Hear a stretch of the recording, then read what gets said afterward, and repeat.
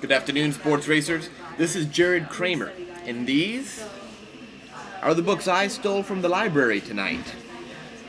You're watching the show with They Frank.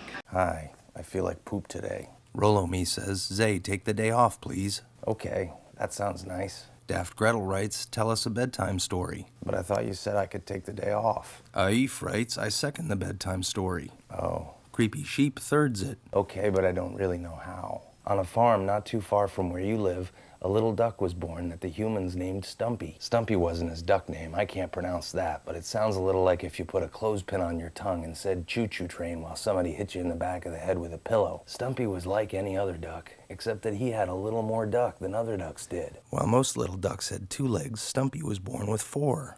On the first day that he could remember, Stumpy woke up in a duck hutch with a whole bunch of other little ducks that looked just like him, except with a little less duck. Now little ducks can be mean, and they laughed at him until one duck stepped forward and said, "What are those for?" Stumpy looked down at his 2 extra legs and said, "I don't know, I just have them." "Well, feed her for walking. Maybe you're a really good walker." And Stumpy said, "Yeah, maybe I'm a really good walker." So all the little ducks, as little ducks do, lined up behind Stumpy and told him to walk. Stumpy took 1 step, and then he took 2, but his 3rd and his 4th legs didn't seem like they knew what to do. And he tripped, and the 2nd duck's face went right into his butt. And the 3rd and the 4th, it was face, butt, face, butt. For the rest of the day, the other ducks didn't talk to Stumpy. They were too busy grumbling and spitting out butt feathers. That night, all the little ducks huddled around a candle that the farmer had put into a corner of the hutch to keep them warm. But Stumpy wasn't invited, and he sat shivering in a corner. Stumpy sat there and he watched the flame, and the flame watched him, and Stumpy was glad that it didn't ask any questions. And after all the other little ducks went to sleep, the flame started to dance. Stumpy was cold, and not knowing what else to do to keep himself warm, he started to dance with the flame. His little extra legs flopped around a bit,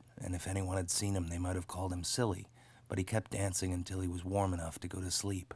On the 2nd day, the farmer took all the little ducks out of the hutch into a small pond that's very close to where you live. The same duck came up to Stumpy and said, "Feed her for swimming. Maybe you're a very good swimmer." And Stumpy said, "Yeah, maybe I'm a really good swimmer." But when he got in the water, his 2 extra legs weren't strong enough to swim, and they were heavy, and his little head got pulled under the water. Because of Stumpy, the farmer had to take all the ducks home early. That night, the candle was a bit lower, and Stumpy danced to keep himself warm.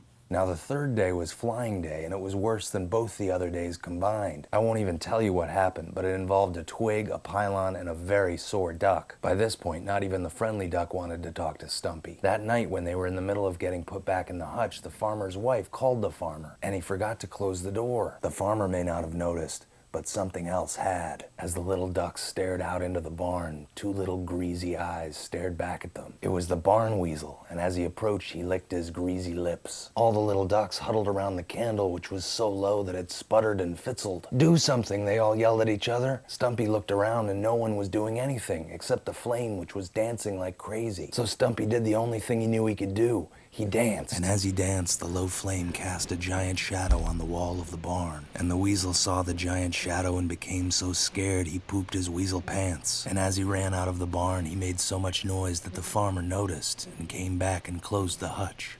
That night, when the candle went out, Stumpy slept with all the other ducks and kept them warm, hugging them with his extra pair of arms.